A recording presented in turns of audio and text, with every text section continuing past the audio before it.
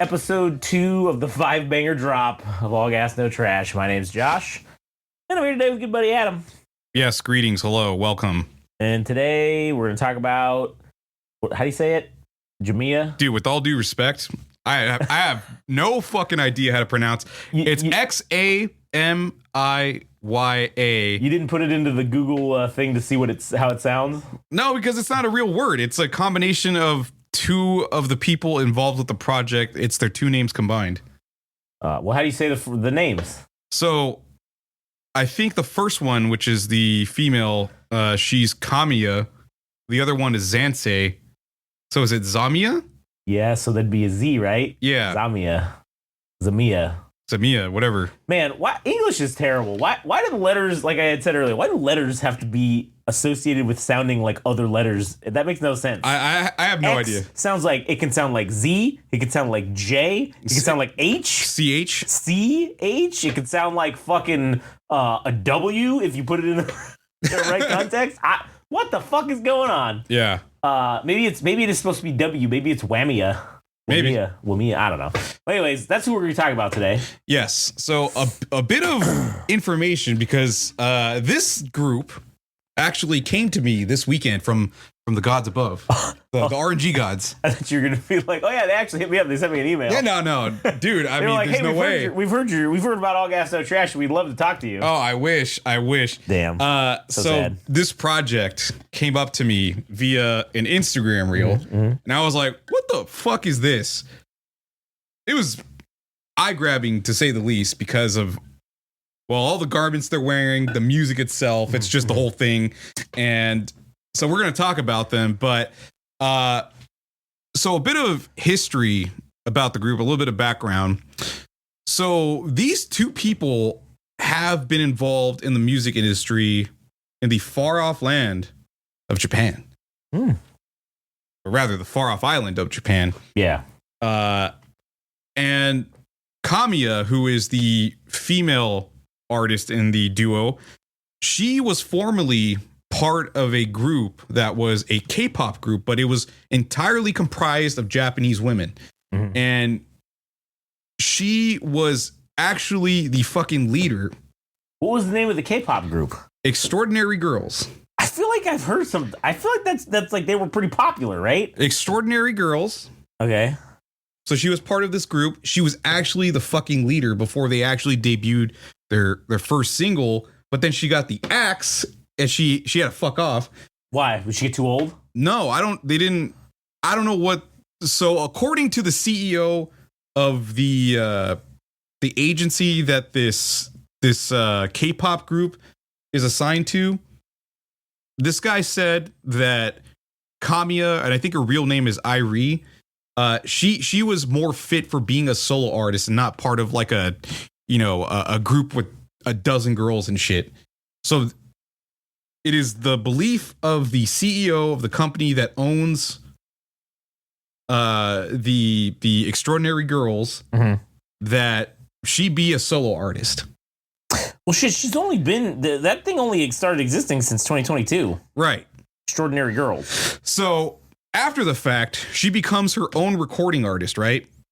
And she comes out with a single called CBD or something like that.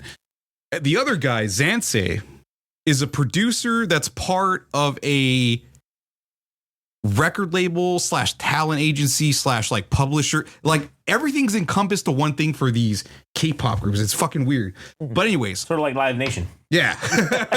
So XANSE is a producer that is part of the parent company that is so XGALX is the company that runs like the whole thing with Extraordinary Girls, right? Okay. So they're the subsidiary of this record label called Avex USA.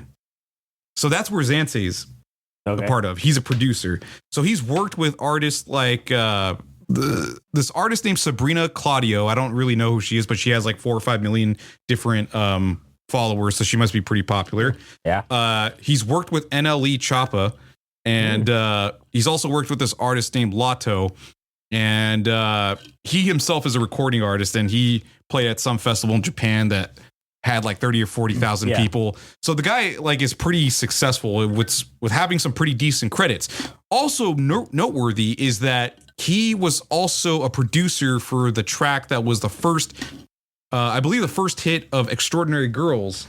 It was like Shooting Like a Star or something like that. I don't remember the exact title of the song, but he was also a producer of Extraordinary Girls' first single, I believe.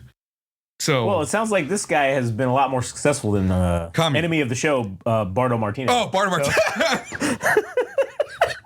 Sorry, I had to throw it at jab. No, fuck you. Why not? I mean, we got to keep the streak going, dude. Yeah, I agree. So I don't really know. This is the part I don't understand or don't know is for these two to work together, because they eventually do work together on this collaborative single called Deja Vu, right? Mm-hmm. At what point before that did they interact with each other? Was it through the networks of Avex USA or XGalX that they cross paths? Like, hey, do you want to do a project since you're not part of Extraordinary Girls anymore? And she's like, fuck yeah, let's do it. So they come out with these two singles. And one of them is called, well, it's abbreviated. It's called Ron, but the abbreviation is Ready or Not. And the other track is Hotaru, which is the first single, and Ron is the second single. So we're going to listen to these two tracks, and I want to hear what Josh has to say. And we're going to actually watch the music video, and I recommend that you do it as well when you get the chance. So this is XAMIYA with Ron that we're going to be listening to. So go ahead and cue that up, pause the video, and then we'll get back to you and we'll hear Josh's reaction, because I got to know what he thinks. All right, here we go. Oh, hold up. I fucked up. So we're going to listen to Hotaru first. Oh, okay, all right. And then we'll listen to Ron. All right. So here we go. Hotaru is the first one. Here we go. Okay, so that was Hotaru. So before I give you my thoughts, I just want to say right now, I want to call this and say I guarantee you 1,000% that song is going to be either the intro or like the opening or the ending credit song for an anime.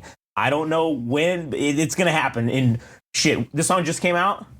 I think it's been out for a few months. Okay. Yeah. In 2025, I'm gonna say either by the fall or the spring cycle of anime for 2025, and then going into the spring of 2026. That's gonna be in fucking something. Yeah. It's either gonna be the fucking by that time. I feel like it's gonna be in there. That song was set up perfectly for that shit. Also, the music video, I feel like that's what they were calling for by doing it with that weird animation style stuff. You want to know something interesting about that, the visuals? All right, so if I'm not mistaken, I do need to check to see if let me see. Let me pull up the music video. Fucking A, where's the description? Yes, it is in fact. All right. So within the description of the video, there's this studio called Strange Loop Studios. Mm-hmm.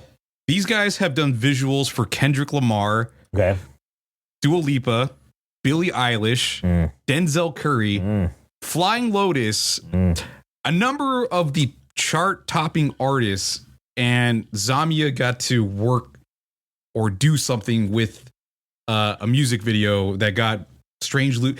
How the fuck does that happen? Yeah, they're getting fucking pushed. They're getting the push, man. I know. Look, you're not wrong about I don't think you're wrong about the anime bullshit.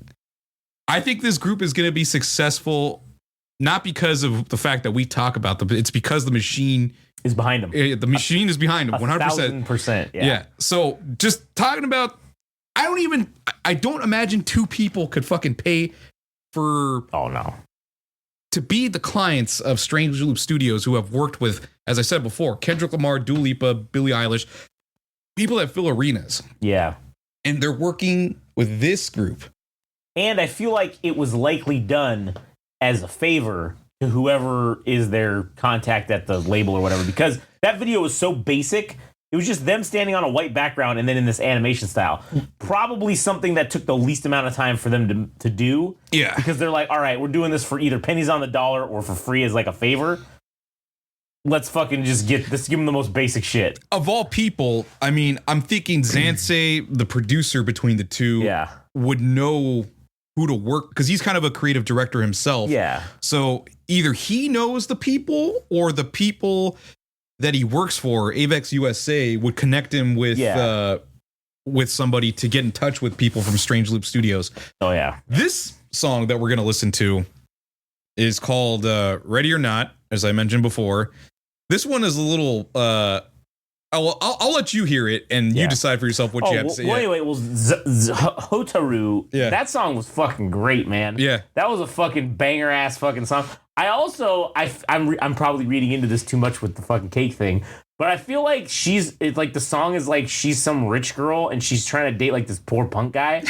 And that's why she's like, oh, like here, I'll sneak you some cake secretly. Like, here's the cake. Let's me cake. Like, secretly. Like, here's this cake. And then it's like, oh, I'm always lonely. I see the fireflies, like, and they remind me of you, the lights in the sky. Let's meet up another time because, like, my rich parents are going to be mad. Like, dude, I got to be honest with you.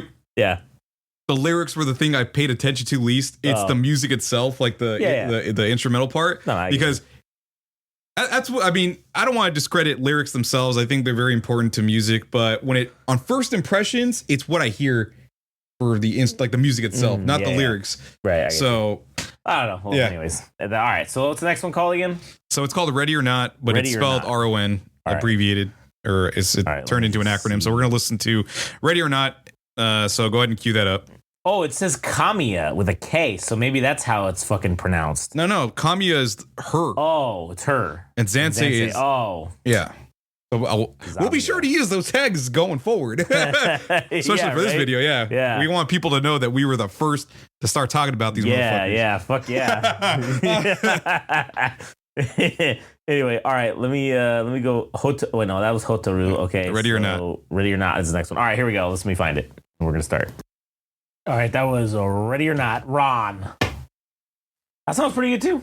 I have to say that I think, what is it? XAMIYA? XAMIYA. I think XAMIYA may be the hottest thing to come out of Japan since 1945 when we dropped Two Sons on their ass. Oh man. Sorry, I throw that in. But anyways, yeah, I think it's pretty good. That's pretty fucking banger fire song. That's another song that could be used as an anime. They're gonna get a song on an anime, I guarantee you, in the next fucking 12 to 18 months. No doubts. I think this project's really cool because this is somebody that was basically cut from being part of a K-pop group and is going out and doing stuff on their own. And it's such an interesting project because it subverts your expectations, because you have this girl dressed in Lolita garments. I guess the one that kind of fits, but the music is like, okay, pop rock. I can understand the Lolita outfit that kind of works or whatever, and then you have the guy that's like the punker, so they're playing rock music. But this song is straight disco, French house. It's like electronic music, and they're wearing these garments. She looks more like Madonna, a Lolita, and a little bit of punk. But they're playing disco music. Like that's a weird juxtaposition. And then between the two of them, one's a punker, and then the other one's a Lolita. So it's like you wouldn't know what to expect looking at them, what kind of music they play, and the fact that they're playing multiple genres. They made one song that's kind of like Justice, like DANCE or dance, and then they have a pop rock song that sounds like the fucking Gurren Lagann or Kill la Kill fucking opening theme song, dude. Yeah. So I think it's really cool. I think it's gonna be successful strictly for the fact that whoever's backing this project and the people that they've been involved with, it says a lot about what could be happening in the future. And they're actually going to be making their U.S. debut at South by Southwest, the conference that happens every year at Austin, Texas. And they're playing 2 shows at the festival, and they're looking for. So if you go on their profile, they're looking for management. They're looking for a record label. They're looking for all kinds of shit, which is kind of interesting because when you look on the song credits, it says their shit's being released by Avex USA. So I don't know how that works in terms of record labels, if you get represented overseas as well, or I don't fucking know. But they're looking for a lot of shit. So I don't really know. It kind of feels like a counterpoint to everything that we've talked about, that a record label has been helping them out, but then you see all this shit that they're going out to the specific festival thing to to play out in front of people to hopefully make connections for booking. What? I was just maybe I should send them an email and see if they want to sign up with fucking All Gas No Trash record label. Yeah, sure. Hey, I'll say hello there, fellow humans. Would you enjoy? So that's pretty much it. Hopefully you check out their music. I think I'm going to be posting the article I had written within the description. Maybe I'll forget. I don't fucking know. In either case, if you listened, thanks for tuning in. And what do you got to say? I don't know. I'd like to say that this is pretty interesting. I think that these are for sure ones to watch. And also, I don't know who else is talking about these motherfuckers on the internet right now. Nope, I don't. I think we might be the first ones. Yeah, I think it's a very real possibility. We might be the only ones talking about them, and I want to see what happens after South by Southwest comes by. What the number of people? Do you think it's gonna go up? Yeah, 4.3K right now is what they have on. I think that's gonna. I think it's gonna double. I think after South by Southwest, it's gonna go to 4.3 million. No, that's too much. No, fuck you. I'm calling it right now. All right. If it goes to fucking over 4.3 or higher in the millions, goddamn, I'm good. Yeah. Right, going this shit on. I will say that would be an epic rise on their behalf, and maybe they could be cool guys and send some people over our way, and then maybe our numbers could go up too. We can help everybody out. All right. So conclusion of the episode. Thanks for tuning in. All right. We'll catch you guys on the next one. Whenever that may be. Oh, I know, in like 2 minutes. Yeah.